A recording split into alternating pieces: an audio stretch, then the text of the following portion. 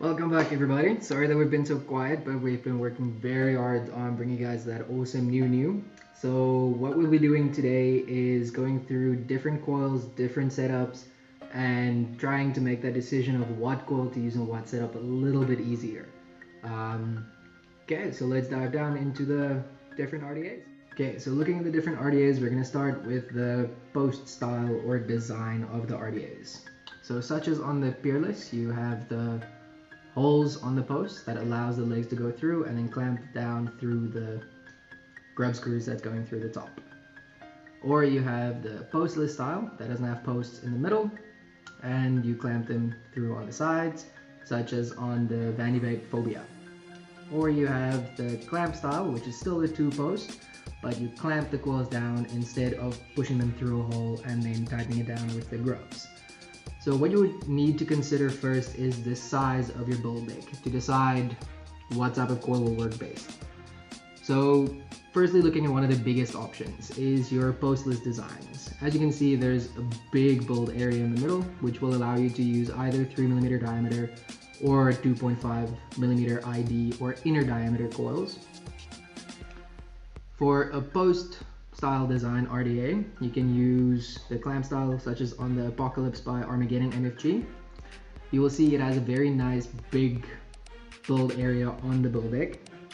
So then you can either use the 3mm diameter or the 2.5 ID coils on this one as well. And then you get to your smaller build decks such as on the Peerless. The Peerless has a very restricted build deck. As you can see, the distance from the outside of the build deck to where the posts are is relatively small. So that would limit you to a 2.5 ID type of coil design. So just quickly touching on the different types of airflow and what airflow works better on what style of device. So usually your more restricted types of airflows will work better on your single 1850 tube mix, and your wider airflows or more airflow will work better on a variable wattage style device. So to check your airflow, you can usually just look on the sides of the RDA to see how big the surface area is that's allowing the air to pass through over the coils and through the drip tip, or then on the Phobia where it comes through the bottom, through the post, out the sides. So usually, even before you install your coils, you can just quickly take a quick drag on the RDA and then experience the airflow for yourself and decide what type of device it will work better on. Okay, so now getting to the coils themselves.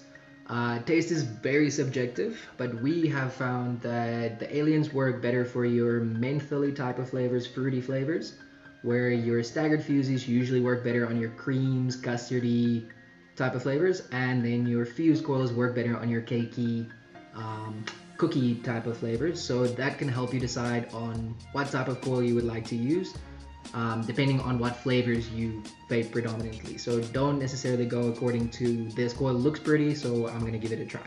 So rather go according to what will work better for the type of vape that you're looking. So just looking at one of them for example, the staggered fuse 24s, they're a nice fat coil, so they won't necessarily fit on any of the build decks. You sort of have to pre-check them before clipping the wires to see if they're going to fit on the build deck that you want to be using. So taking them out, you will see it is a nice fat coil with a nice big surface area. It will produce nice dense thick creamy type of flavors. But then comparing them to the Peerless, for example, you can see that if you install them with the leads just outside of the post holes, you'll see there's not a lot of space left on the deck for the cotton to go through, for airflow to pass through, so they won't necessarily work nicely on this deck. For example, if you use the Apocalypse and you place them next to the posts, you will see there's still a nice big gap left on the side to allow for wicking, airflow to pass through, and everything else. So in that sense, I would much rather use the staggered fuse 24s on this particular RDA than I would on the Peerless, just purely for the amount of space you have available on the build deck. Okay, so next we'll be looking at a 2.5 ID or inner diameter type of coil. So the Alien 27s are a perfect example of the 2.5 ID style coils. So let's take these guys out, have them over here. So as you can already see, they're a lot smaller type of coil, so they will fit easier on most of your build decks. So a general rule of thumb is if you're not sure if the coil is going to fit on your build deck, rather take a smaller ID than too big of an ID, as most RDAs do have the option to restrict the airflow. So then you're not worrying too much about oversaturating the vape with oxygen. So as you can see on the Peerless, once you've placed them next to the post, you're gonna have a nice enough area to still wick and airflow to pass through over the coils. On your postless style decks, such as your Phobia or your Dead Rabbit, etc., you can place them either closer to the top of the RDA, a little bit lower, closer to the airflow. It really depends, as you have a nice big build deck, but you can still restrict the airflow, so it's still going to work nicely. On your Apocalypse, as you can see, placing them next to the build deck, you still have a lot of space left for your wicking and airflow and everything to take place. So your 2.5 ID will practically fit on any one of these three RDAs, and thus would be the safer bet if you don't know if the coils you're buying will fit properly on your RDA. So going into the different coils and sort of the purposes behind the coils. So usually in general you're looking at the ohmages just as a safety feature because of the type of drain that the battery has. There are certain ohmages that are safer to use on a battery and etc. So next, looking at the specs of the coil will sort of determine what the coil was intended for. So just as an example, here is our Alien 28 variable wattage coils. The reason why we say they're a variable wattage coil is purely because of the fact that it has a lot more wire. It is a 7 wrap 3mm ID coil. So it's a lot more wire that needs to be heated up with the power source. So these, in my personal opinion, work great at the 115, 125, 130 wattage range. So because there's a lot more wire that needs to be heated up, you can really push up the the wattage, sorry guys.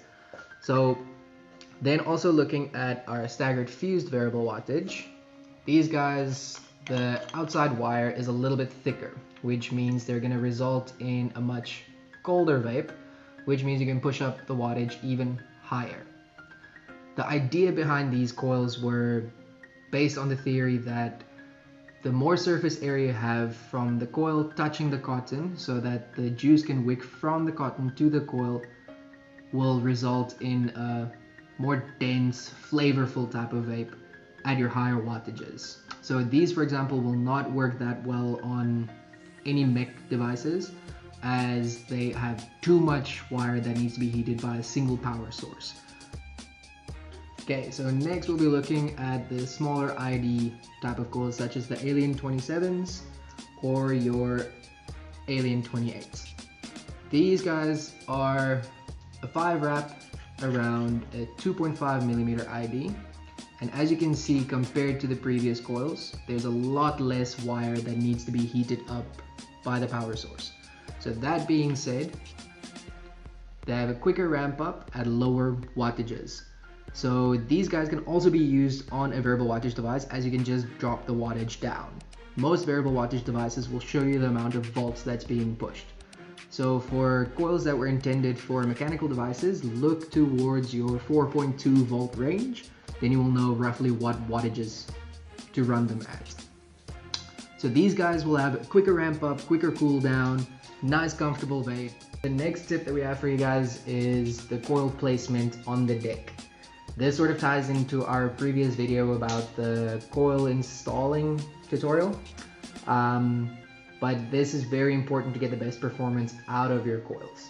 So what you need to keep in mind is the relationship of the coil towards the airflow and the top of the RDA, all of those type of things. So basically, general rule of thumb, the higher up towards the top of the RDA that you keep the coils, the warmer the vape will be. A little bit lower will cause it to be a little bit colder, so you just have to play around and see where it is perfect for you. With coils that cause a little bit of spitting, what you can do is move them out towards the sides, not directly in line with the drip tip, and thus if it does spit, it spits towards the chimney or the sides of the RDA, if you want to call it that. So the placement is very important on the deck for you to get the best flavor, best experience out of your coils. So the placement on the deck in relation to the airflow should be that it's close enough to the airflow that it slightly restricts the airflow and causes the airflow to hit the coil, go underneath and up through the drip tip, but not so close to the airflow that it chokes the airflow completely. You still need that airflow through the bull deck, underneath the coils, out through the drip tip to carry the vape out and keep the coil nice and cool through the vaping experience. So you don't want it to choke the airflow so that it heats up too much and causes a very unpleasant vaping experience. So always make sure that it's in relation to the airflow, so the airflow flows underneath and up.